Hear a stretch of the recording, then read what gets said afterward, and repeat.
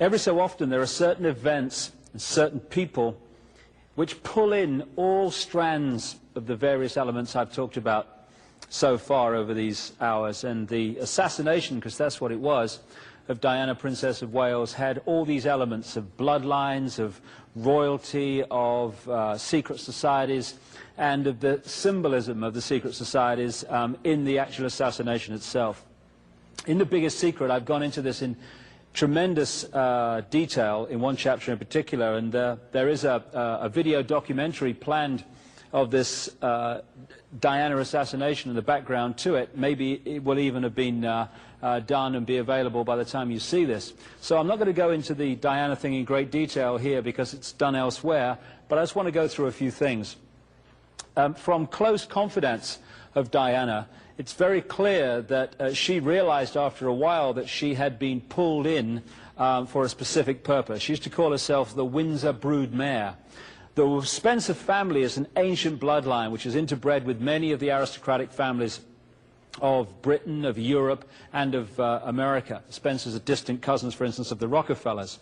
And she realized that they'd drawn her into the Windsor web because they wanted her genes. They wanted to fuse the Windsor genes with the Spencer genes to produce another version of a genetic hybrid with a particular genetic structure. And from the very start, it's clear when you look at the story and the information that she was pulled in and identified for this from a very, very early age. She was actually brought up on the Sandringham estate and knew the Queen and Prince Charles and stuff from a very early age. The Windsors are, this is the Queen here, an ancient reptile human bloodline. And I was kind of surprised, although my research was going that way, to be told that by a confidant of Diana that her nickname for the Windsors was the lizards or the reptiles. And she used to say, in all seriousness, they're not human. And she knew far more about this background by the time she died than people in the public domain would ever realize. She'd certainly realized what the Windsors were about and where they came from.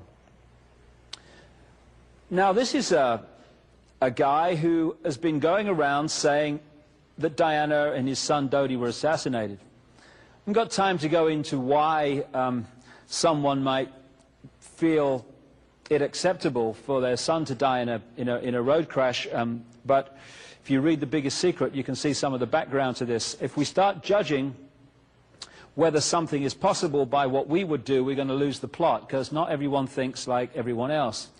And when you look at the background to Diana's assassination, the person that had complete control of her security and her movements in the crucial period, days leading up to it, but particularly on that specific day, was Mohammed al-Fayed. And when you look at his background, as I've said in The Biggest Secret, you know when Mohammed al-Fayed is trying to kid you, trying to tell you something that's not true because his lips are moving. It's the way you can see it, because this guy has lied his way through his whole economic and business career. And he's done exactly that over Diana's assassination.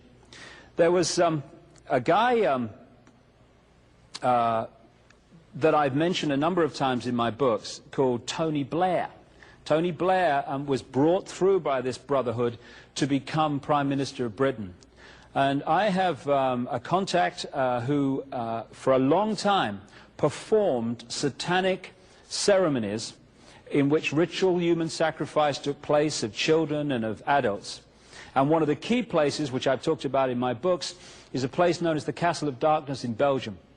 In the late 80s, she says that at a ritual sacrifice that she performed was the Queen of England, which she's done sacrifices for many times, the Queen Mother, Tony Blair, who was then just a lower-ranked politician, and Mohammed al-Fayed, father of Dodi. And yet in the public arena we get this royal family on one side and Dodi Fayed's father, Mohammed al-Fayed, on the other, when in fact they lock into the same controlling force. And he had control of her movements on the crucial day.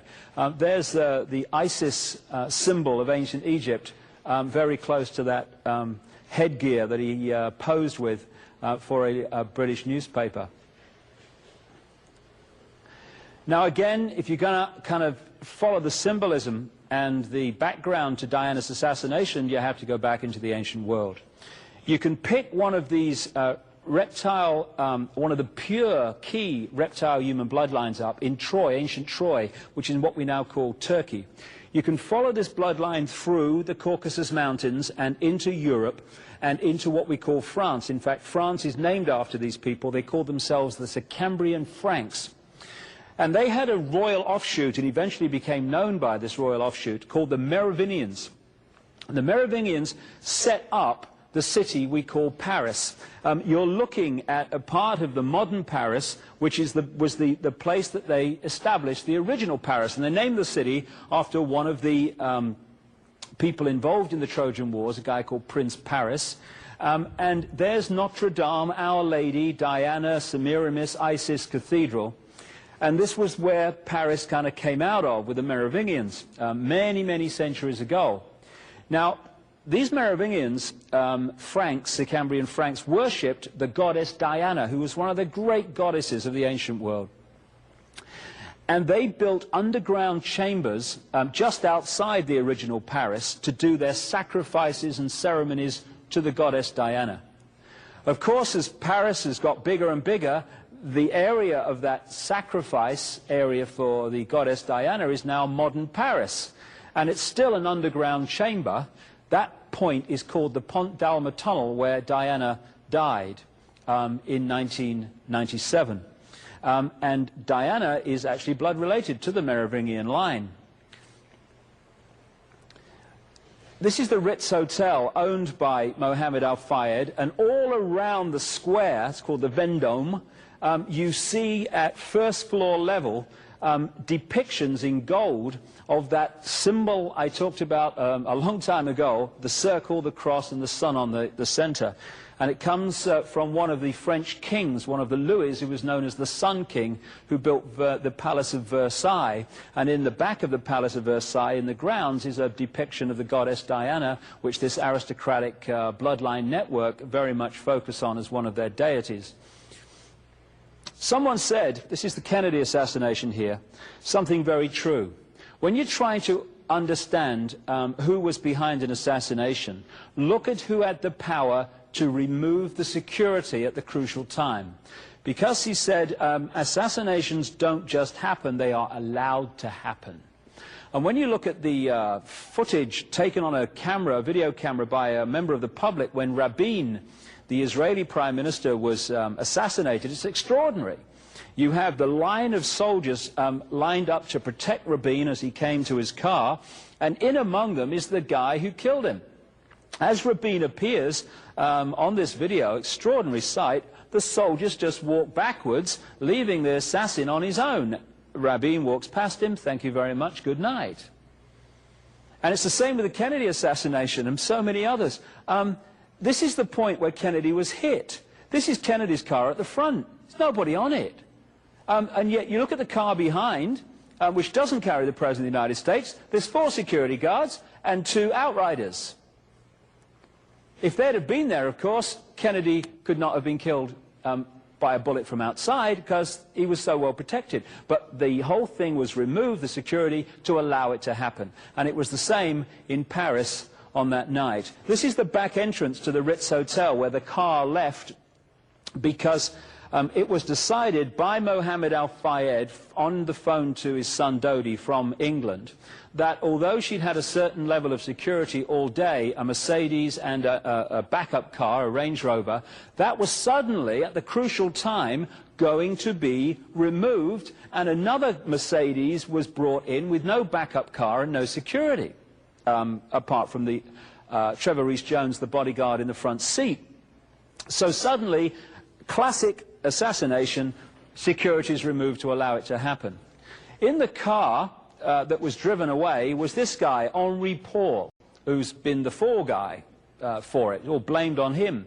He is an asset, or was an asset, of British and French intelligence, had been for a long time, and he had 4 bank accounts which had considerable amounts of money paid in the period leading up to that, not necessarily for what happened to Diana, but because he was an asset of British and French intelligence, which is the same organization. And to really appreciate how this could be done, you need to appreciate something called trauma-based mind control. During the last war in the concentration camps of Germany, in fact, way back this has been known about, but particularly during the last war, they started to perfect the manipulation of a natural mechanism in the mind that shuts out trauma. What they did was to understand that if you could systematically traumatize someone, their mind would shut out the memory of it and create an amnesic barrier, which would be disconnected from the rest of the mind. This is what happens when people have a major road accident and they can't remember what happened. It's because the amnesic barrier has been created to shut out trauma, so we don't keep reliving the horror. Good thing. But they realized that if you could do that systematically and start with children, particularly before the age of 5 and 6, you could turn their minds into a honeycomb of self-contained compartments, none of which was aware of the other's existence. This guy was what they call a multiple, Henri Paul, which in their mind is broken up into different compartments, and so through trigger words and what have you, and trigger sentences, hypnotic keys, one amnesic barrier becomes the conscious level. That experiences something, or is programmed to do something, and then he's pushed back and another one's pulled forward. It's actually got to the point where, amazing as it may seem, you can be drunk in one compartment and completely sober in the other. Which is interesting in relation to what happened if you look at the story of Henri Paul. Once the programming is in there, and in the biggest secret, I put incredible documentation and background to this and what happened, and trauma-based mind control and how it creates assassins and people going crazy with guns to justify taking guns out of circulation, all this stuff. When you look at the background, all that is necessary is to program the guy, push that programming back into the mind, and that will stay there at the subconscious level until some trigger comes in. When that trigger word or trigger action or whatever is said or done, that programming is activated. So you can be in normal mode and be very normal and no problem, and never noticed anything different about old Henry that night. Trigger word. Bang, programming, you're like a robot. And what gives away this is the fact that the car hit the 13th pillar. If you read The Biggest Secret, you'll see the incredible obsession with symbolism that this brotherhood has. I've been to Paris, and in that tunnel, the Pont d'Alma tunnel, there's 30 odd of these pillars. It hit the 13th. The 13 is the number that reoccurs again and again and again and again, constantly over thousands and thousands of years in all these different brotherhood groups and all these different secret societies. And it relates in part to the 1 and 12, that symbol again of the sun and the 12 months, the 12 areas of the zodiac. So, all it would have needed, because the guy was missing for 3 hours that night, was the trigger word, or the trigger to activate the programming, and Henri Paul suddenly goes into whatever he was programmed to do. Now, where they were going that night, and this is agreed by everyone, is from the Ritz Hotel, which is numbered 1 on this map, down to the Champs-Élysées and to almost the Arc de Triomphe, where Dodi Fayed had his flat. When they went earlier in the day, the car went down to the Place de la Concorde, went up the Champs-Élysées to his flat, which is right next to that circle you see there. This is the quickest way from the Ritz to the apartment of Dodi Fayed. But not that occasion did he go that way. Henri Paul went around to the Place de la Concorde, and suddenly, instead of going down the quickest way, went on to this dual carriageway that goes alongside the River Seine. He went at an increasingly fast speed and then went down into the Pont d'Alma tunnel. Now, why would he go that way? Some people say, well, he was going round to miss the traffic or whatever. But the key thing is, by going the long way to the apartment, it took him through the Pont d'Alma tunnel. It took him through this ancient sacrificial site to the goddess Diana. And what does Pont d'Alma mean? Pont d'Alma means passage or bridge of the moon goddess. And Diana, in Brotherhood symbolism, is a symbol of the moon, a moon goddess. Another interesting thing is that bodyguards, when they're in the front seat of a car, they never wear a seatbelt because they're looking after their clients and they need to react quickly. What happened with Trevor Rees-Jones, the bodyguard, is that he never had a seatbelt on when the car left the Ritz, which is normal practice. When he got to the Place de la Concorde, one of the photographers chasing the car got a shot of the bodyguard, Trevor Rees-Jones, still no seatbelt. Literally a minute later, probably less, when the car crashed in the tunnel, Trevor Rees-Jones had a seatbelt on, the only person in the car who did, because the people in the back, Dirty fired and Diana did not. So either Trevor Rees-Jones knew what was coming but didn't tell his clients, or he realized at some point there was a danger going on here and didn't tell his clients. This is the Place de la Concorde, and there is the obelisk, the 3,200-year-old Luxor obelisk, which was about a minute's drive that night from the crash, and Diana went round there on the way to the scene. This is Trevor Rees-Jones. When asked why he put his seatbelt on, he says he doesn't remember, and maybe we'll never know, but it's got to be one or the other. When the car came down to the tunnel here at the Pont d'Alma, it's a series of crossroads, and that's very, very significant, because these deities who are symbolic of the moon and various energies, they're broken up into different polarities. You've got Diana, which is the positive moon energy, and then you've got the negative force, which is called Icke, which is the goddess of the crossroads, and she's symbolized by crossroads and all over the world. The Hecate satanic symbolism can be seen in the ceremonies and what have you. And so here we have a situation now where Diana, goddess of the moon, is taken into an ancient sacrificial site to the goddess Diana, dies in a tunnel which is called Bridge or Passage of the Moon Goddess, and is also covered with crossroads to the goddess Hecate, which is the malevolent symbol of the moon energy. This is the Pont d'Alma tunnel. It's very short, and I've been through it, and they keep telling me in the media it's very dangerous. I didn't really see that myself. And it's very close to the Arc de Triomphe, which is another obelisk symbol. This is the 13th pillar, and there's no way that car hit the 13th pillar, given the obsession with symbolism of this brotherhood, unless it was meant to happen. I've talked to people who are experts in this mind control, who work to deprogram people who have been mind controlled in this way. And I said to them, is it possible to mind control a driver on a subconscious level to go into that tunnel and just whack the 13th pillar? Because, of course, in the conscious level, you'd say, come on, it's not possible. And everyone has said, absolutely, for this reason. The conscious level has a certain feeling of time. So going into the tunnel at 60, 70, 80 miles an hour and then hitting the 13th pillar, you must be joking. But the subconscious level has a completely different perception of time. 60, 70 miles an hour to that is walking pace.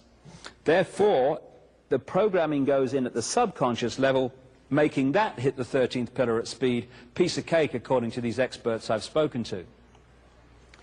Diana actually survived the crash. All reports say that. But instead of being taken to hospital, where she could have got treatment that could have saved her life, she was held in that tunnel for a very, very long time. Medical experts outside of France have said it's ridiculous how long it took. About 95 minutes from the crash to get her to hospital, by which time she was clinically dead. Between the Ritz and the tunnel are 17 of these things, traffic cameras, which are filming the road which the car passed down. Had they been on that night, we wouldn't be standing here saying, well, I wonder what happened, could have been this, could have been that. We'd have seen it. All 17 were switched off in the period it took the car to get from the Ritz to the tunnel. Not only that, people who were tuning in that night in Paris to the police frequencies, as some people do, have reported that the police frequencies in central Paris were also switched off in the period it took the car to get to the tunnel. Just a coincidence, nothing to worry about. This is the shot that that particular camera would have had. The Mercedes came in on this side of the road, and had that camera been on, everyone would have known by now what happened. They could have seen it, but it was switched off, or at least we're told it was. And so we have a situation in which Diana was held in that place for all that time, and she was clinically dead by the time she left it. And the question has been, even from people who've said, yes, it was an accident, why did they do that? Because, according to the strict and obsessional symbolic ritual of this brotherhood, she had to die in that underground chamber on the site of ancient Diana worship and sacrifice to Diana. There's no way she was going to be allowed to leave the tunnel until she was dead, and so they kept her there all that time, when most doctors, as some have pointed out, would have had her at a hospital as quick as possible, and she'd still be alive today, almost certainly. So the Diana story is just full of endless symbolism, and I'm just skipping the surface here. The detail is absolutely mind-blowing. This is the top of the Pont d'Alma tunnel. And as I mentioned earlier, there is the depiction of the flame held by the Statue of Liberties in Paris and in New York, standing on a black pentagram, the classic satanic symbol. And that is where they take the flowers and stuff now. This area of Paris with the Eiffel Tower, the River Seine, is an ancient sacred site to this brotherhood. And it's absolutely no coincidence that this is where they brought Diana to die that night. Indeed, when you go through her life in general, you find that the symbolism of the goddess Diana comes up again and again. When she married Prince Charles, they married her in St. Paul's Cathedral. St. Paul's Cathedral is on an ancient site of goddess Diana worship. And when they brought her coffin out of Paris, it wasn't with the Union Jack and the flag of the country, it was with the flag of the royal family, full of these old symbols of the sun going back to the ancient world. And as I've pointed out many times, and with a lot of supporting evidence, the British royal family were definitely involved in her murder. Interestingly, when the crash happened, this guy comes into focus. This is Diana's brother, Earl Spencer. And there's one or two questions I'd like to ask him, really, because the symbolism of the goddess Diana in the ancient world related again and again to the tree grove, which is the sacred place to the goddess Diana. That's where they used to worship her, in the tree grove. Lakes and islands. Those three things keep reoccurring again and again and again in the stories of the goddess Diana. This is where they put her grave, on an island, in the tree grove, in the middle of a lake on the Althorpe estate, the Spencer estate. And those decisions, at least on the surface, were made by Earl Spencer. He also said in a BBC television interview that after the crash he had a dream in which he was told to put 4 black swans on the lake around the grave. And the next day, he said, he called his estate manager and asked, where do I get 4 black swans? And his estate manager apparently replied, according to the official story, you've heard then. You've heard what? We've just been given 4 black swans. Okay, well, the pigs are filling the room again. I don't really accept that. What is the symbolism of 4 black swans? First of all, when you look into the mind control programs, the swan is very symbolic to the mind control programs. But there's another one. Just take Swan Lake. Swan Lake, in which the white swan, symbolic of the positive, was killed by the black swan, symbolic of the negative. And here you had the positive Diana energy killed by this brotherhood, and the 4 black swans on the lake are tremendous symbolism, occult symbolism of that negative force overcoming the positive. And in the Althorpe estate now you have this, what you might call temple to Diana, and on many of the aristocratic estates and stately homes of England that carry these reptile human bloodlines, you find either temples to the goddess Diana in the grounds or areas of the stately home handed over to the goddess Diana. So this lady was a great example of the way that people are not just assassinated, but are assassinated in a way that follows ancient ritual. Because ritual is very powerful. If you do things in a certain ritual way, it generates a much more powerful energy than if you just killed someone in a straightforward way. But as I say, in The Biggest Secret, I go into this in enormous detail, and the symbolism is just stunning of this event.